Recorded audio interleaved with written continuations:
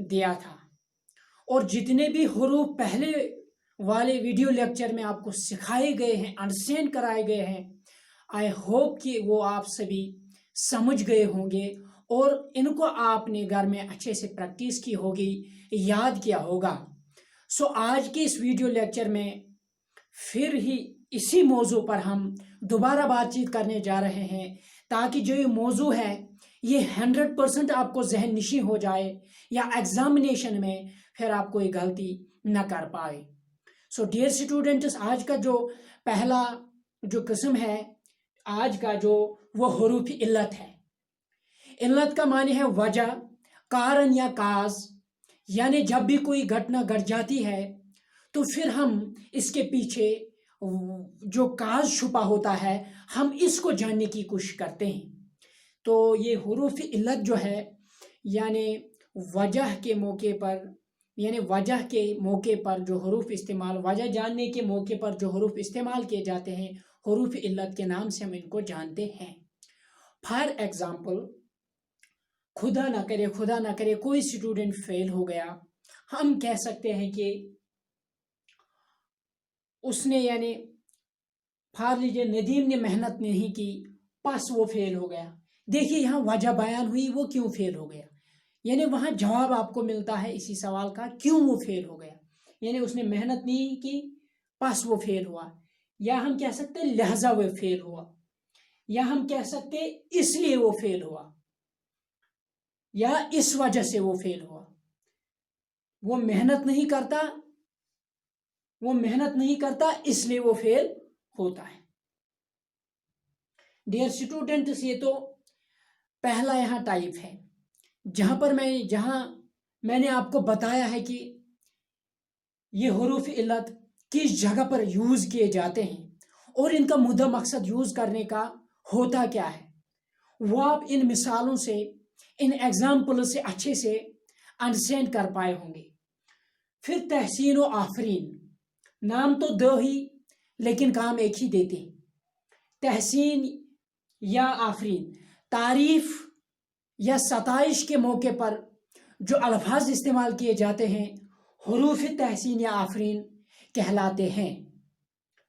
मान लीजिए आप 8th में पढ़ रहे हैं, आपने डिस्टिंक्शन, आपने फर्स्ट पोजीशन लाई है, जो ही ये गुड न्यूज आपके पेरेंट्स, आपके घर वाले, फैमिली मेंबर्स सुनेंगे तो वो खुशी से झूम उठेंगे और उनके मुंह से, दहन से उस वक्त कौन से अल्फाज निकलेंगे वो आपको जरूर मुबारकबाद देंगे। तो जाहिर सी बात है तहसीन आफरीन मुबारकबाद, वो कहेंगे बहुत खूब, वो कहेंगे आपको वाह क्या परफॉर्मेंस, वो कहेंगे आपको शाबाश बेटा, वो कहेंगे आपको मरहबा या जिंदाबाद। गो के तमाम अल्फाज जो है ये किस कैटेगरी से बिलोंग करते हैं वो मैंने आपको कन्वे किया है, वो मैंने आपको मिसाल के साथ समझाने की कोशिश की है। सो यहाँ से आपको ये समझने की कोशिश करनी है कि जो इसके बाद हरूफ आतफ आते हैं, अंग्रेजी में इनको कंजक्शन कहा जाता है। कंजक्ट मीन्स ये मर्जर्स है, ये कनेक्टर्स है, ये कनेक्ट करते हैं सेंटेंसेस को, इसमों को इसमों के साथ, फैलों को फैलों के साथ, या इसम को फैल के साथ, फैल को इसम के साथ ये कनेक्ट करते हैं, रबत देते हैं या आपस में इनको मरबूत करते हैं। तो यहाँ जान लीजिए आप हरूफ आतफ मैंने बताया, और बल्कि फिर कार के यानी अहमद और नदीम स्कूल गए। देखिए यहाँ अहमद और नदीम को और मिलाने वाला है, कंजक्ट करने वाला है। अच्छा, स्कूल जाने के बाद फिर जब वो 1 बजे, देखो फिर जब वो 1 बजे वापस आए तो उन्होंने खाना खाया। तो इस तरह से ये लफ्ज जो भी सेंटेंसेस हैं उनमें से कार के कि ये इनको मिलाते हैं, यानी सिर्फ मिलाने का काम करते हैं और बजात खुद आपको मानी प्रोवाइड नहीं करेंगे। इसके बाद है, मैंने पहले यहाँ जजा लिखा मैंने, लेकिन मैं पढ़ाऊंगा पहले हरूफ शरत और जजा इसके जवाब के। हरूफ शरत यानी शरत के मौके पर जो अल्फाज इस्तेमाल किए जाते हैं उनको कहते हैं हरूफ शरत, यानी शरत के मौके पर। अगर जब जब तक जो जूं ही या घर, मैं आपको बताऊंगा इसके जवाब के मौके पर जो अल्फाज आते हैं, पहले मैं वो बताऊं, वो हुरूफी जजा कहलाते हैं। यानी शरत के जवाबन जो अल्फाज इस्तेमाल किए जाते हैं वो हुरूफी जजा है। फॉर एग्जाम्पल मैं आपको बताऊं, अगर ये हुरूफी शरत है, अगर आप मेरे घर आते तो मैं आपको बिरयानी खिलाता।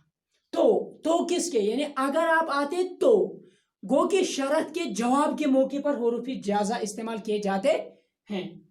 अगर आप मेरे घर आते तो मैं बिरयानी, जब भी आप मेरे घर आएंगे तभी मैं आपको, तब इसके जवाब में आएगा।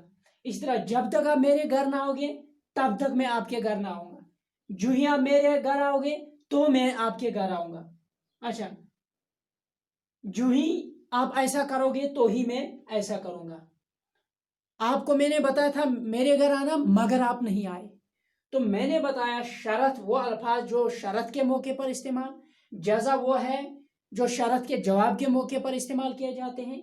यानी जब भी आप किसी को शरत रखते हैं तो लाजमन आप फिर वहां जो दूसरा सेंटेंस का पार्ट बनता है आप उसे वहां जजा का लफ्ज इस्तेमाल करोगे।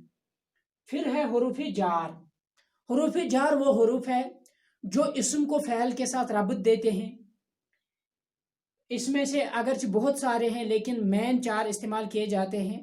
यानी मैं से पार तलक, तक, तलक, अंदर बाहर ऊपर नीचे दरमियान, ये सब हुरूफ है, लेकिन आप यहाँ 4 मैं से पार तलक।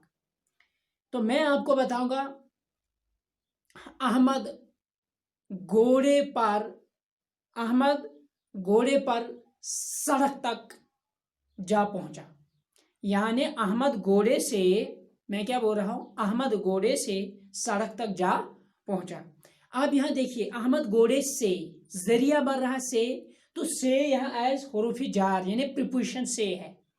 तो इसी तरह तक भी प्रीपोजिशन के तौर पर यहाँ इस्तेमाल हुआ है। तो जार को हम अंग्रेजी में प्रीपोजिशन के नाम से जानते हैं। फिर हुरूफी तासुब, अफसोस के मौके पर जो अल्फाज वर्ड्स इस्तेमाल किए जाते हैं उनको हम हुरूफी तासुब के नाम से जानते हैं। फॉर एग्जाम्पल अफसूस, सद अफसूस, हैफ, सदहैफ, आह, हसरतन। खुदा ना करे मैं मिसाल के साथ समझाने की कोशिश करूंगा। खुदा ना करे जब आप कभी बैड न्यूज सुनते हैं, किसी के मरने की खबर सुनते हैं, आप कहते हैं अफसूस अभी जवान था। सद अफसूस घर ही बिगड़ गया। आप कहते हैं सद हैफ या सद